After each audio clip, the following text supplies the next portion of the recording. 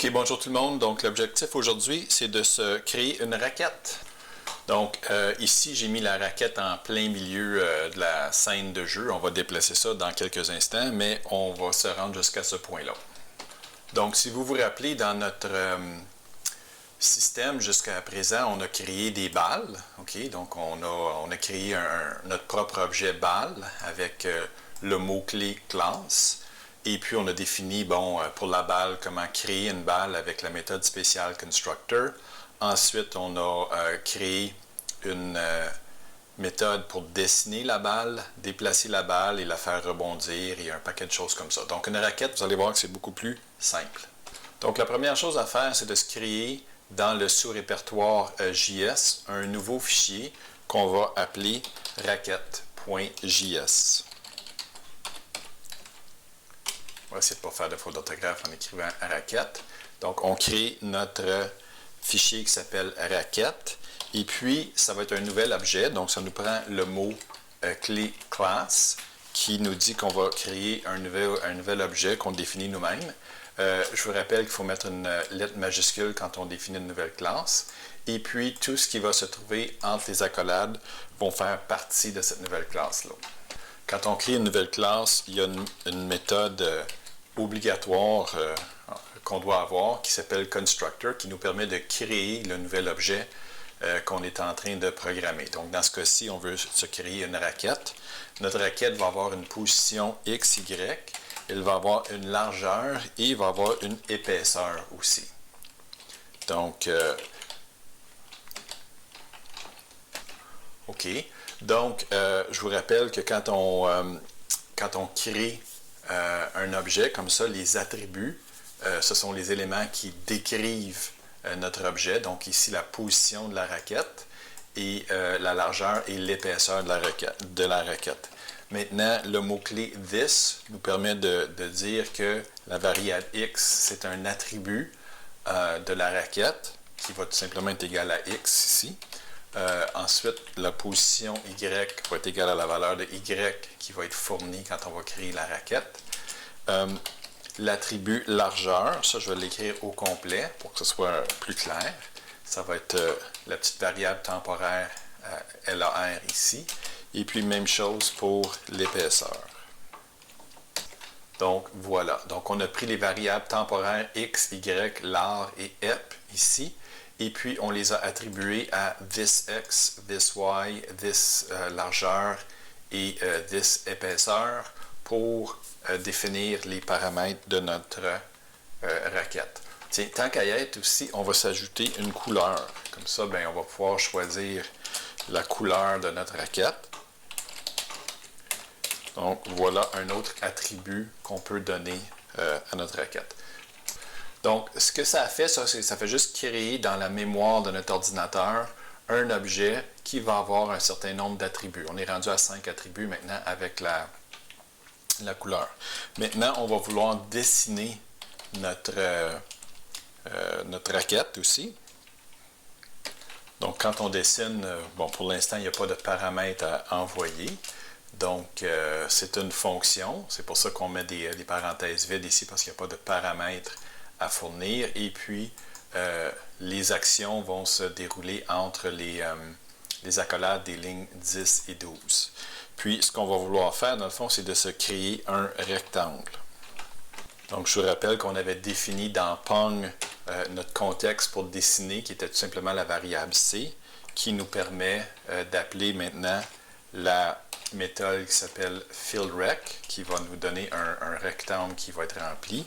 Le coin supérieur gauche du rectangle, ça va être la position X, Y. On va prendre ici, on va prendre les attributs de notre raquette, this X et this Y. On va avoir aussi, il faut préciser une largeur. Et il faut préciser une hauteur à notre rectangle qui correspond ici à l'épaisseur de la raquette. Aussi, étant donné qu'on a prévu avoir une couleur, on va dire que le style va être égal à la couleur de notre raquette.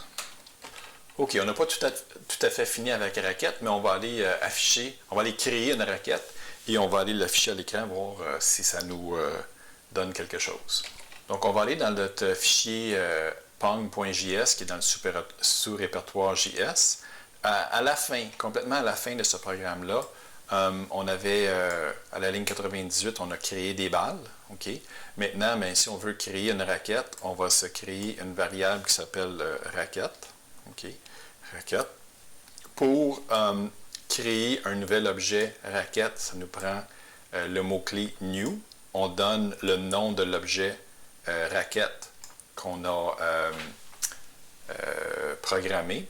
Et ensuite, on indique, première chose, les coordonnées X et Y du coin supérieur gauche de notre raquette. Donc là, j'ai décidé tout simplement de mettre ça en plein milieu de notre canevas. J'ai choisi juste aléatoirement, là, on verra si ça a de l'allure tantôt, une largeur de 40 pixels et une épaisseur de 4 pixels. Et j'ai décidé que ma raquette serait orange.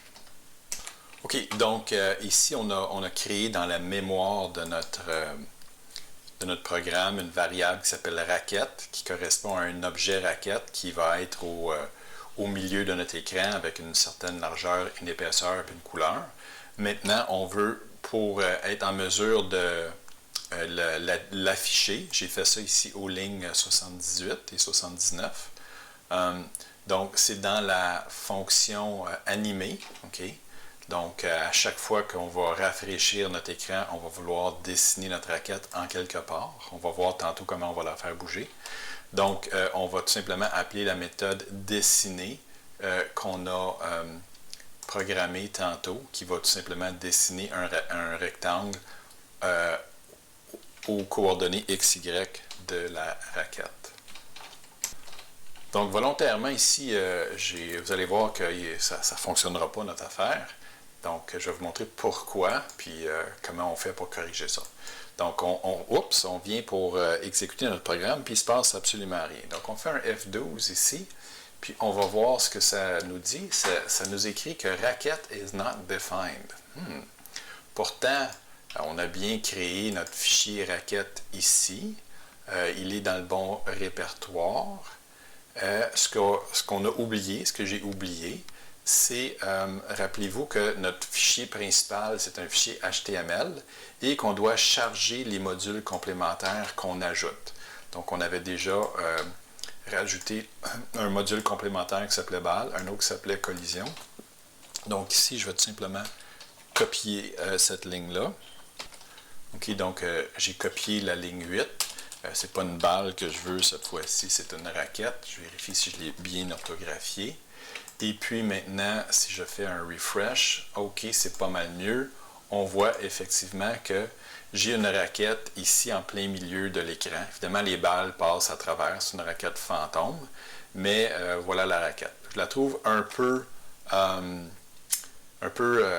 pas assez large, dans le fond, un peu étroite. Donc, je vais venir changer ici dans pong.js. On va venir, on va mettre ça à 100 pixels, voir qu'est-ce que ça a l'air.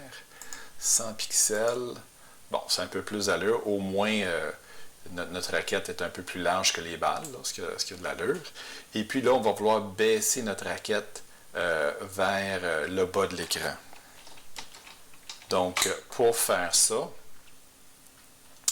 pour baisser la raquette vers le bas de l'écran, on va se dire que ça va être la hauteur du canevas moins, disons, 10 pixels. OK? Donc, ici, on a la hauteur du canevas.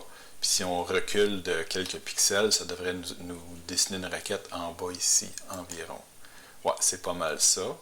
Donc, si on veut la coller, si on veut jouer, là, moi, je trouve qu'elle a une belle épaisseur, la raquette. Mais si vous voulez qu'elle soit un peu plus épaisse, bien, vous pouvez y rajouter, par exemple, 10 pixels ici. Et puis, ça fait une raquette qui est un peu plus épaisse, qui est quand même belle, cette raquette-là. Donc, je pense que je vais la garder comme ça. Bon, donc, le but de la vidéo ici, c'était de se créer une raquette. Maintenant, une raquette qui ne bouge pas, c'est pas très utile, mais ça, on va faire ça dans la prochaine vidéo.